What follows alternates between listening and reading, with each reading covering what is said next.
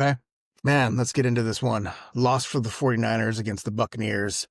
Week 6 wraps up on Sunday. We got 2 games on Monday night. And the biggest loss, though, is the loss of Fred Warner, which I'll talk about in a little bit. But just get into the game a little bit. I made some notes as I was watching the game yesterday. So on the opening offensive drive for the 49ers, third down, just miscommunication between Kendrick Bourne and Mac Jones turns into a interception, which the Buccaneers win punched in. So they get the points off of that, which, yeah, that's the other 49ers lost. The Jags absolutely capitalized anytime the 49ers turned it over. So right there had you worried, but, we go down and get the field goal. But early in this game, Warner, and my thought was, it's been confirmed now, they broke his ankle. It looked bad, the foot pointing the other direction, and they cut back from commercial. They show you the actual injury, and then, he's being carted off with the air cast on, and he just must be just a superhuman human being to be smiling and looking like he's not in pain at all. And we've heard it's multiple bones are broken, dislocated ankle. So yeah, just brutal injury. Some of the other notes, it was, again, early on the game, Ronaldo Green knocks down a pass. I think that might have been on the Buccaneers' first drive. D. Winters knocked down another pass. Michael Williams gets his first career sack. So, excited about that. The rookie doing that. About some of the things I saw throughout the game, Mac Jones just holding the ball too long.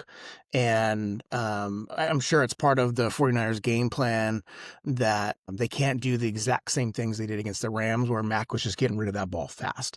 And so our offensive line just not able to protect him very long. And some of it's going to be on Mac too, just holding the ball longer. He did have those 2 big plays to Kendrick Bourne. So if he wouldn't have dropped back and waited a little bit, we wouldn't have had those big chunk plays. But when he comes down to crunch time, Buccaneers getting in there, and then it's a huge 2nd and whatever, and then a 3rd and 15 or something, crazy like that. And we just don't have the weapons to make that, to overcome that on a regular basis. Jawan Jennings was back in this game. He didn't do much. I thought he had a nice block. I think it was for Kendrick Bourne's 2nd long completion, went for 50-plus yards. But other than that, I didn't see Jawan too much. Malik Mustafa was back there in safety. We'll talk about the defense here in a little bit. So I was glad he was back there. Marcus MVS Scantlin, blanking on what the Valdez Scantlin, he made a big 3rd down catch. And I can't remember if he missed one or before it or right after, but then Demarcus Robinson misses a big catch that Mac Jones puts perfectly in his hands. I don't think he could throw it better. And you just, kind of like, oh, you got to be kidding me. And then on the very next play, Mac Jones hits Demarcus Robinson for a big play. So little redemption there, but you just can't afford to have those mistakes, those drop balls, especially when you have Pearsall hurt.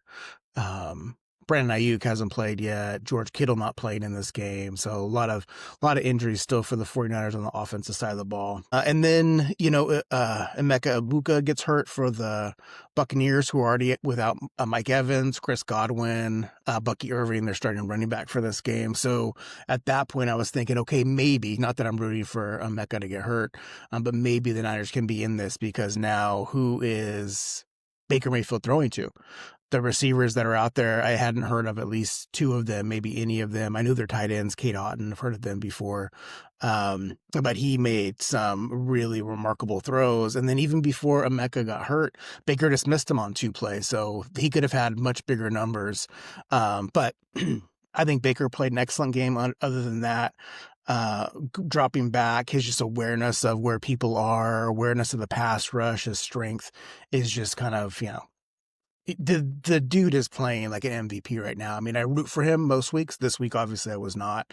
When we had them pinned, I think it was 3rd and 14, and we have him sacked. He's dead to rights. He breaks through. I think 2 guys were on him. He breaks through that, runs, scrambles, breaks some more tackles, and then he has enough awareness that he's so close to the first down marker that when he's going down, he outstretches his arm and gets a first down.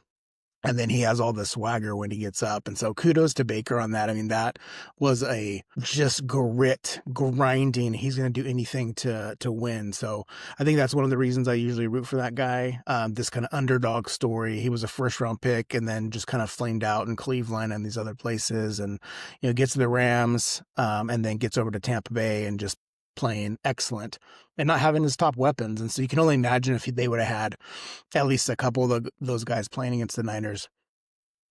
Yes, another note I have here is just, Jones holding the ball too long. So you saw that in the beginning of the game, and it just kind of carried throughout. We have a 4th and 1, and then we get a false start by Pooney. So then it's 4th and 6, just killing us. And at that point, Kyle Shanahan, we were down by 8, I think. Kyle Shanahan decided to go for it instead of kick the field goal. And, we learned in the press conference, he just didn't think the defense could stop the Buccaneers. And I agree with him. The Buccaneers were doing whatever they wanted against us. And then, some of the things that it looked like to me is it appeared we were playing zone defense late in the game. And then Baker was just picking us apart and just have a lot of questions about our safeties. Siegel, Mustafa, I know, is his first game back.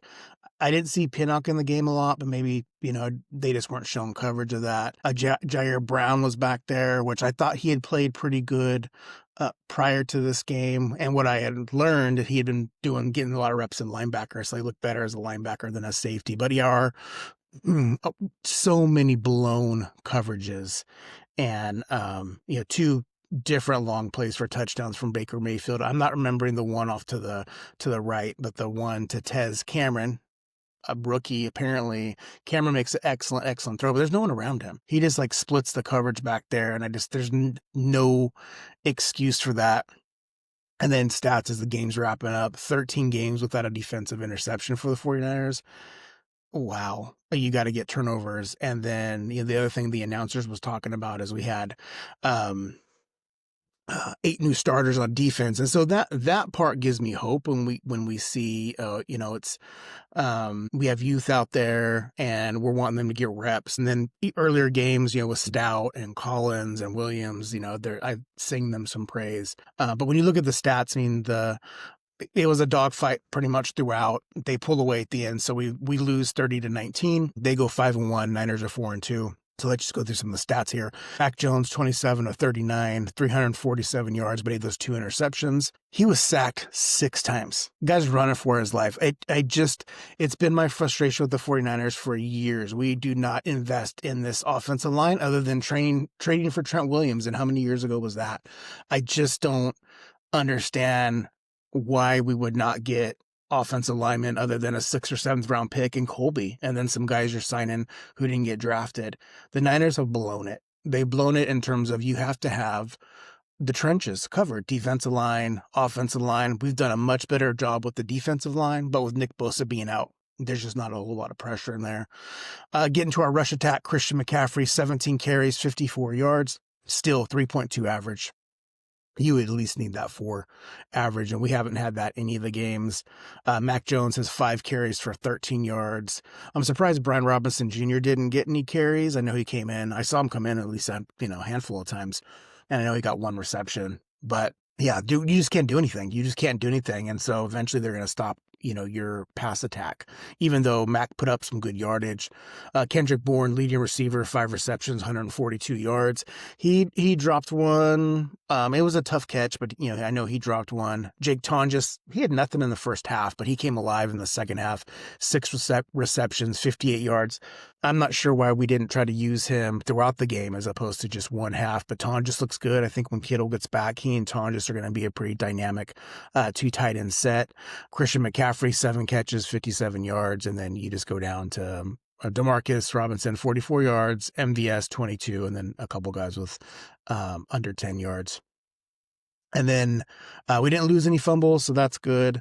But let's just look at the Buccaneers stats. So Baker Mayfield, 17-23, 256 in yards, 2 touchdowns, no turnovers. He was sacked 1 time by Williams. Rashard White, I thought his numbers were a little bit better, but he had 17 carries, 65 yards, 3.8 average and a touchdown. And then Sean Tucker had 6 for 25 and a touchdown. Cameron Johnson, has anyone heard of this guy? 4 receptions, 64 yards and a touchdown. And then you have the other Johnson, Tez Johnson. He had the other touchdown, the one catch for 45 yards. And then you got a couple other guys in there. So, Buccaneers are balling out. Balling out using whatever weapons they have available. And so credit to them. Don't want to discount anything they did. I think they're a really, really strong team.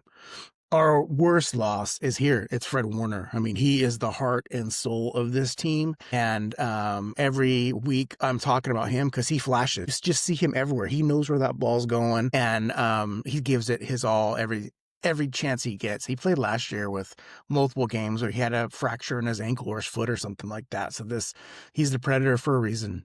Losing your heart and soul, this is the biggest loss the Niners could have. It's not Brock Purdy. It wouldn't be Christian McCaffrey or anybody else on the offensive side.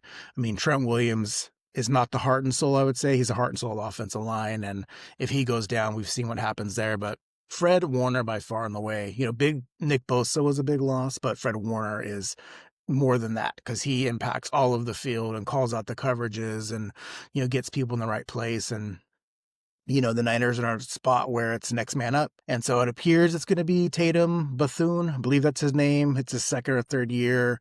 I think he was trying, he was getting in plays and maybe a little bit late. I worried if we were going to get penalties because he's getting in there. And so he's got ginormous shoes to fill with Fred Warner. This one hurts.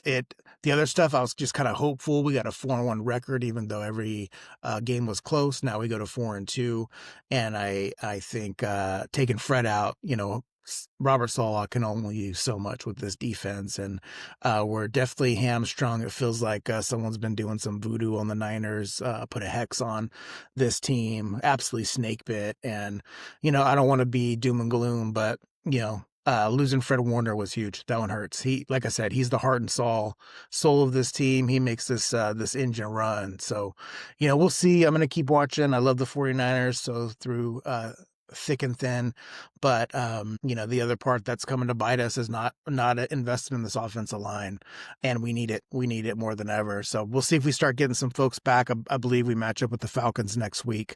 It'll be interesting just kind of what scheming the Niners put out there. But 49er fans, it's gloomy. This is a gloomy one. The loss, but more importantly, the loss of Fred Warner. So wishing him a speedy recovery, and let's keep rooting our boys on. They need it more than ever. All right, y'all. Take care.